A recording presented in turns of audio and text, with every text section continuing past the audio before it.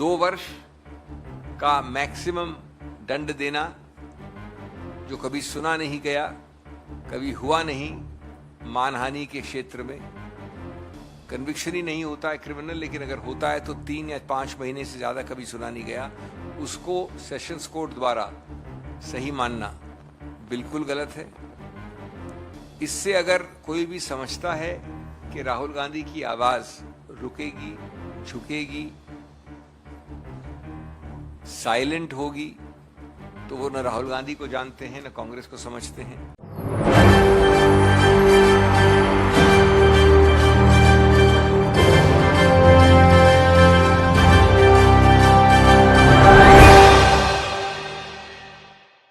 Modi surname को लेकर राहुल गांधी को गुजरात की सूरत कोर्ट से झटका लगता है। गुजरात की सूरत कोर्ट से राहुल गांधी को जो झटका लगा, देखिए सीधे सीधे तौर पर अपने दर्शकों को बताएं कि सूरत कोर्ट से जो झटका लगा उसके बाद कांग्रेस पार्टी बवाल खड़ा कर रही है। कांग्रेस पार्टी का प्रदर्शन हो रहा है। कांग्रेस पार्टी कह रही है कि राहुल गांधी को अभी तक जमानत मिल रही थी, लेकिन आखिरकार क्यों एंड टाइम पर उनकी जमानत याचिका को टाल दिया गया, उनकी जमानत याचिका को खारिज कर दिया गया। क्या ये नहीं बताता कि मोदी सरकार को डर लग रहा था कि अगर यहाँ से भी राहुल गांधी को जमानत मिल गई तब तो राहुल गांधी इस लड़ाई को जीत जाएंगे। लेकिन कांग्रेस पार्टी ने कहा है, कांग्रेस पार्टी का ये कहना है कि लड़ाई तो अभी शुरू हुई है भैया, ये तो ट्रेलर है और अभी तो हम जाएंगे ऊपरी अदालत में। अगर ज़रूरत पड़ी तो हम हाई कोर्ट का दरवाज़ा खटखटाएंगे, ज़रूरत पड़ी तो हम सुप्रीम कोर्ट का दरवाज़ा खटखटाएंगे। तो क्या हाई कोर्ट और सुप्रीम कोर्ट का दरवाज़ा खटखटाने की बात जो कर रही है कांग्रेस पार्टी, क्या उन्हें बड़ा फ़ायदा मिल जाएगा? लेकिन राहुल गांधी ये कह रहे हैं कि अगर चिंगारी उठी है, अगर धुआं उठ रहा है तो चिंगारी भी उठेगी और ज्वालामुखी भी बनेगी। आखिरकार ऐसा क्यों कह रहे हैं? राहुल गांधी का कहना है कि हम तो डूब रहे हैं लेकिन सनम तुम्हें साथ लेकर डूबेंगे। मोदी और अडानी का जो भ्रष्टाचार हुआ और मोदी अडानी का जो स्कैम है, उस पर कांग्रेस पार्टी ने तमाम दस्तावेजों को इकट्ठा किया है। समझिएगा, ये देखा जा रहा है कि राहुल गांधी की लोकप्रियता किस तरीके से बढ़ रही है और राहुल गांधी की लोकप्रियता ज़मीनी स्तर पर जिस तरीके से बढ़ी है, उसके बाद मोदी सरकार डर रही है। आज तमाम मैगज़ीन को उठाकर देख लीजिए, समाचार पत्रों को उठाकर देख लीजिए, टेलीविजन्स को उठाकर देख लीजिए, ऐसा कोई मीडिया का कोई ऐसा वो नहीं होगा जहां पर राहुल गांधी का जिक्र ना हो रहा हो। राहुल गांधी का जिक्र आज भारतीय जनता पार्टी के नेताओं की ज़ुबान से हो रहा है। ये तो जाहिर तौर पर बताता है कि भाई राहुल गांधी जो हैं, अगर वो चर्चाओं में बने हैं या अकेले मोदी सरकार पर भारी पड़ रहे हैं, तो इसका मतलब है कि राहुल गांधी ने मैदान में तहलका मचा रखा है। देखिए सीधे सीधे तौर पर मैं अपने दर्शकों को ये बताना चाहूँगा कि राहुल गांधी का ये कहना कि मुझे कोर्ट पर भरोसा है लेकिन मुझे मोदी सरकार पर भरोसा नहीं है, मुझे सरकारी एजेंसियों पर भरोसा नहीं है। और सीधा सवाल तो यही है कि क्या राहुल गांधी से डर गई है आज मोदी सरकार? और जिस तरीके से ये देखने को मिला कि भाई मौजूदा समय में राहुल गांधी को ज़मानत मिलते मिलते उनकी ज़मानत याचिका को खारिज कर दी गई। हालांकि राहुल गांधी का कहना है कि हमारे पास अडानी मोदी का जो भ्रष्टाचार हुआ है उससे जुड़ी कई रिपोर्ट है और ये रिपोर्ट अब वो कोर्ट में लेकर जाएंगे। ज़रूरत पड़ी हाई कोर्ट, ज़रूरत पड़ी सुप्रीम कोर्ट, यहाँ पर वो अपनी बात रखेंगे। देखिए सीधे सीधे तौर पर अपने दर्शकों को ये बताना चाहेंगे कि फ़िलहाल मौजूदा समय के अंदर जो हालात बन रहे हैं वो ये जाहिर तौर पर बताते हैं कि राहुल गांधी जो है अब मोदी सरकार को टक्कर देने के लिए तैयार हैं और उनका जाहिर तौर पर यह कहना है कि वो सरकार के नियम कायदे कानून से डरने वाले नहीं हैं। भले ही संसद में बोलने का अधिकार न दिया जा रहा हो, लेकिन बाहर तो मौका है ना बोलने का, बाहर तो बोलेंगे।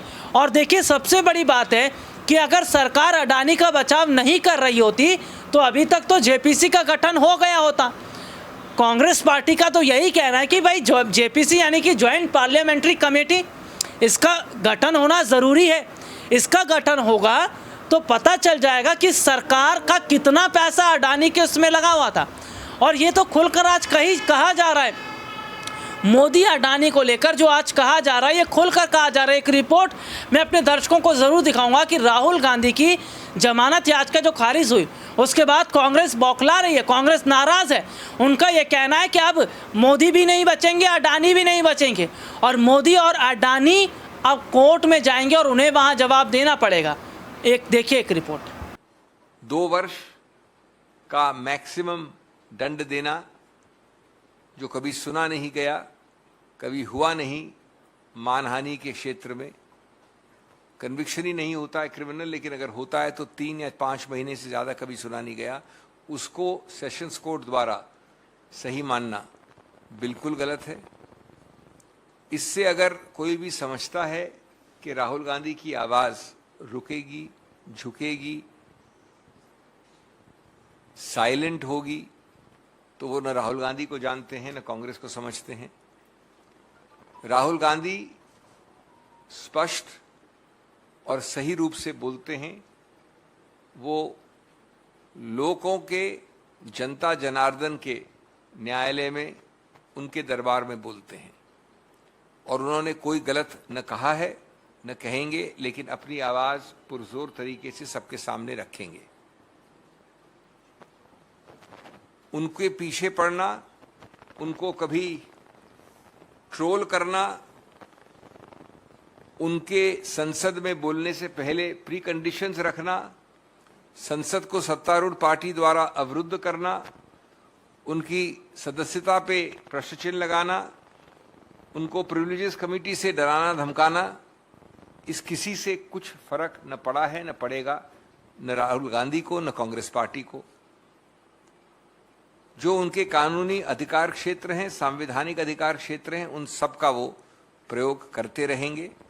और इस जरिए जो चिंता दिखा रहे हैं माननीय मोदी जी, बीजेपी सरकार, सत्तारूढ़ पार्टी, वो सिर्फ एक चीज दिखा रहे हैं, वो चिंता व्यक्त कर रहे हैं, घबराहट और बौखलाहट व्यक्त कर रहे हैं इस प्रकार के हथकंडों से, न कि राहुल गांधी के जनहित में पूछे गए इतने सारे अलग अलग प्रश्नों का उत्तर देना, भ्रष्टाचार से संबंधित बहुत पैनी दृष्टि से पूछे गए प्रश्न इत्यादि। अब मैं 2-4 मिनट लूंगा आपके साथ में, तकनीकी नहीं होना चाहता, लेकिन आपको एक छोटा सा एक झांकी देना चाहता हूं कि किस प्रकार से पढ़ने दिखने में भी ये निर्णय गलत लगता है जो आज आया है। और मैं जानता हूं कि मैं जनता से बात कर रहा हूं, आपके जरिए जर्नलिस्ट से बात कर रहा हूं, मैं कोई कानून की बहस नहीं कर रहा, लेकिन जब निर्णय आता है तो निर्णय में आवश्यक हो जाता है कि कुछ तो कुछ डिटेल में जाया जाए। अगर आप कुछ 3-4 पैरास देखें शुरू के, तो विचित्रता इस केस में एक बड़ी अजीब है। केस के बाद केस, यानी पुराने निर्णय लिखे गए हैं, साइट किए गए हैं, जो पढ़ने से भी मालूम पड़ता है कि गलत साइट किए गए हैं, जो लागू नहीं होते या लागू हमारे पक्ष में होते हैं, यानी राहुल गांधी के पक्ष में, या अनुपयुक्त हैं, उनका दुरुपयोग या इस्तेमाल किया गया है निर्णय पे आने के लिए। मैं उदाहरण दूं कुछ आपको। एक पन्ने 4 पे, मैं डिटेल में नहीं जाना चाहता, केस साइट किया गया है, और इन सब केसेस में सिलेक्टिवली, आंशिक रूप से कोटेशन दिए गए हैं, व्यापकता नहीं देखी गई है। एक सरीन का केस उच्चतम न्यायालय का साइट किया है माननीय न्यायाधीश जिनका निर्णय आज आया है, और उसमें ये लिखा है, if so the legal position can be laid down that when conviction is on a corruption charge against a public servant, the court should not suspend the order of conviction. अब ये अंडरलाइन किया गया है ये माननीय sessions जज द्वारा underline किया गया है, सिर्फ इन्हीं हिस्सों पे रिलाई किया गया है। क्या ये करप्शन चार्ज का केस था? राहुल गांधी करप्शन चार्ज पे संदिग्ध हैं या अभियुक्त हैं?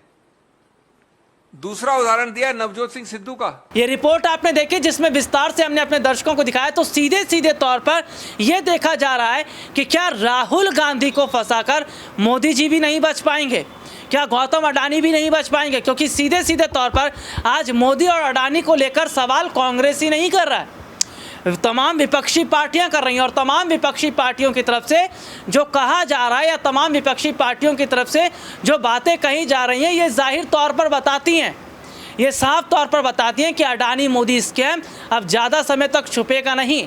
और चुनाव से पहले ये मुद्दा उठेगा। चुनाव से पहले ये मुद्दा ना सिर्फ उठेगा बल्कि अब देखा जाएगा कि सरकार को और अडानी को कोर्ट में जवाब भी देना पड़ेगा।